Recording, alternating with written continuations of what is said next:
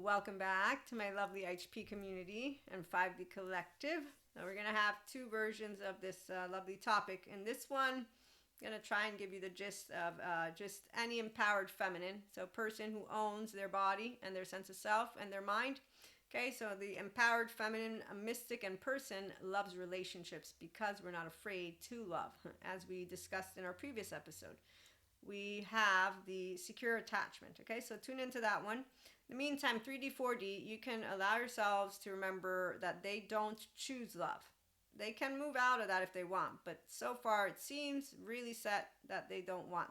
There's even professionals that support staying traumatized with sexual activity, tarot cards.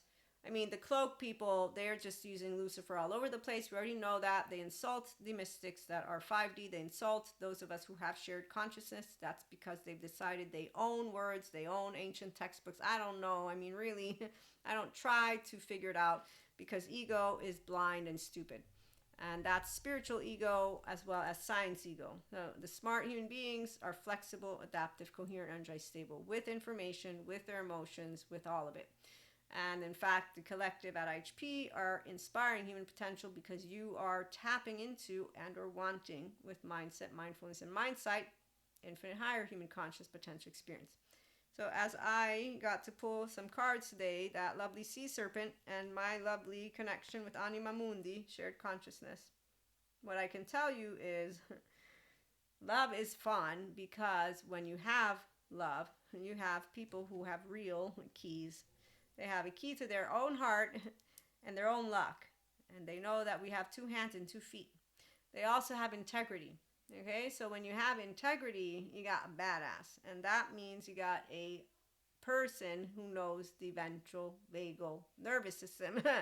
So the 4D, 3D, at this point in time, they're talking in tongues, quote unquote, in their threat response about being badasses like this. And you will know who they are because they look like the squirrel from Cusco Land or like any movie you will have ever watched. And to this day, they're all dramatic with women getting vindication, men, da da da da. So when I see shame on screen, I leave it alone. It's not impressive. When I see those who are impressive, it's not going to be on screen. It's going to be in our community. So we love to have the strength and courage and confidence and happiness to consistently vibe at the restorative embodiment. It's not boring. And in fact, what I can tell you is because we do care about what we learn bilaterally, we have an array of intellectually funny bone conversations again. But also when it comes to boundaries. Okay, so in the case of my lovely solo polyamory community, when it comes to the monogamous monoamory couples, okay, so those couples, if we have them empowered, then they're going to get curious. And solo poly, we have relationship anarchy. That's why I mentioned it. And also, it's non-hierarchical. Okay, so that's a something that can send people who are not securely attached in a bit of a spiral. For the ones who are securely attached, there's no spiral. There's, okay, so listen, can we chit chat about our dynamic? Okay, and this is why I said it's a fun day on a holiday, which is where we're at. Oh, okay. Why? Well, because when you're a kid, I don't know if any of you remember being 11 or 12 or 16. I remember when we got sex ed, and then I remember as we grew up after DARE. And I remember in the short 3 years from my 11 to 14, I was like, okay, I did the things a grown-up said that we would all do. You know, they had educated us about our stupid behavior. But I got it, and I know, thanks to Jesus, God, Holy Spirit, I know what I want to do in my life. I want to study, learn, and help people when I grow up. And I want to, of course, have a person. No, not of course. I found a boyfriend that was my BFF, and we then became a couple. So meaning I found a soulmate. That was my first true love. Well, my first soulmate. Then I got twin flame and flames. So I remember though, him and I would talk about us. And no, we're not together. You all know the stories, but we committed to each other independently from the cheating because I didn't have the polyamory community that instead today the younger generation has the opportunity to have. However, what I noticed is that it's not a securely attached community. from the book Poly Wise and also the book Poly Secure, I realized that there's a bunch of people, they don't know polyamory because they don't have compersion. So here's where love is not hard for those of us who love. It's easy because we have compersion. As a monoamorous, monogamous person, while my boyfriend cheated, we talked, I forgave, but I didn't say I forgave. It's a bullshit way to do forgiveness. I said nothing of the sort. It was consistent conversations and consistent saying we're going to come back together. As kids, what we went through, completely normal, actually very mature. So much so that I wanted to stay friends when the breakup happened, and none of my community supported me, because that's what happens when you have the lack of emotionally, mentally, and physically mature human being collective, which is still out there. So today I am BFFFF with the wife of my ex. I don't like to use these words. I love her to death. She's a soul sister, and her and I get together and laugh when we talk, because they're like, yeah, people don't know and they think it's weird. And I'm like, yeah, it's weird to me that they don't know what love is. But today, with all my attachment trauma information, I know why people are weird. Not us, the ones who don't know what love is. It's hard. It's not hard. It's not hard. So my teenage boyfriend, I loved him every day equally. Once the breakup happened, I knew it was done with because of the words he spoke to me. And because of what we both knew was important in a relationship, meaning that when we would wake up in the morning, we would think of each other. And he said, I don't think of you anymore. And when he said that, I said, okay, I know it's done. Was I sad? Of course, but it wasn't torture. Oh, here's the difference with the empowered feminine. When we share, I've learned how not to share my relationships because people don't understand. I'm not tortured by emotions. It's not post-traumatic. Okay, so empowered feminines are bodies that are comfortable with emotions. We have a Zen master who doesn't know how to do it, so you don't have to know how to do it. But mindfulness, mindset, and mindset practices support people who want to do the emotions. I had no issues because I'm emotional. And when I was told at some point or another in a number of different ways that I was too much, in my head I'm like, yeah, you're too little. That's not going to go really well. So I'm happy that I don't have to do anything about that one, because the reality is you don't satisfy my emotional depth. And that's not going to be jiving with my hiving. When you're a person who loves to love, you're going to always love to love. You don't get scared of feelings, and you don't get scared of relationships. And the one thing that, in fact, an empowered feminine can tell you is it's only a relationship when you're going to have an empowered feminine. So as I grew up, what I recognize is that it's only somebody who knows how to tell you how they love you, how they love themselves, who they are, what they are, and then to be able to consistently show up. But to be able and consistently show up vulnerable, not spiteful, not with dick behavior, not with closing your heart, not with any of that, which is go to trauma therapy with Terry Real or Patrick Tiahan. When you're ready to consistently vibe in an open heart, then you present yourself. Otherwise, you're not presentable. And that is what I've noticed with any human being, my age group, the young kids too, the polyamory. You're not poly enough, that's bullshit. So, to close it up, empowered feminine is you internally, securely attached as a 0-1-year-old. You don't get here alone. You get here either with having had a good home, and then your adolescent years, you chose to maintain integrity and consistency with your own whole sense of self. And there's not a longing in here. If, on the other hand, there is a longing, then you want to go and figure out that stuff. Once you've learned how to open your heart and not do what the Zen master does, I'm laundry, and choose, I want to vibe in the frequency of enlightenment. From here, you ain't going to do it by yourself.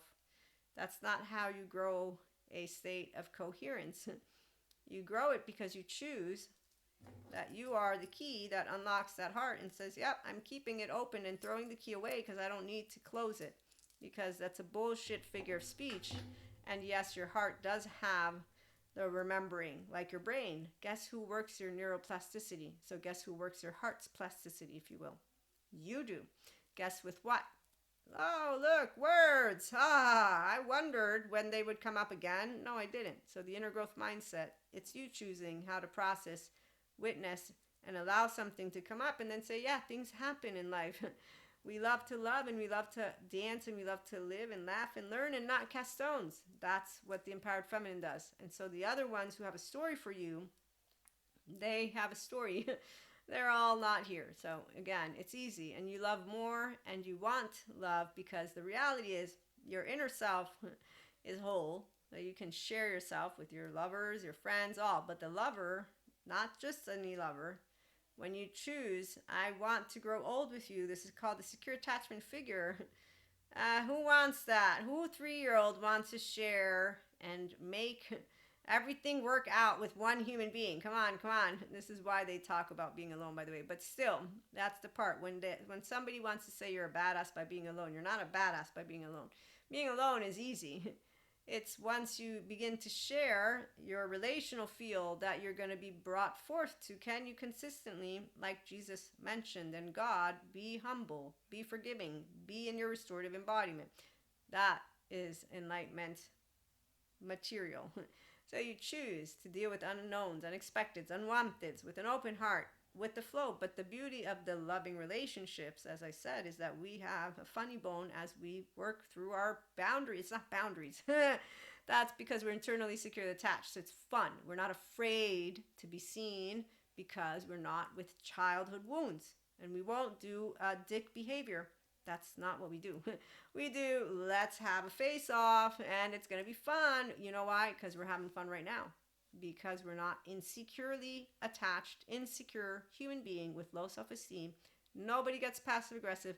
Nobody leaves the room and shuts the door. Okay, so any of that business that is immature, today as a grown-up, it's called adaptive child patterns of behavior. They can use therapy.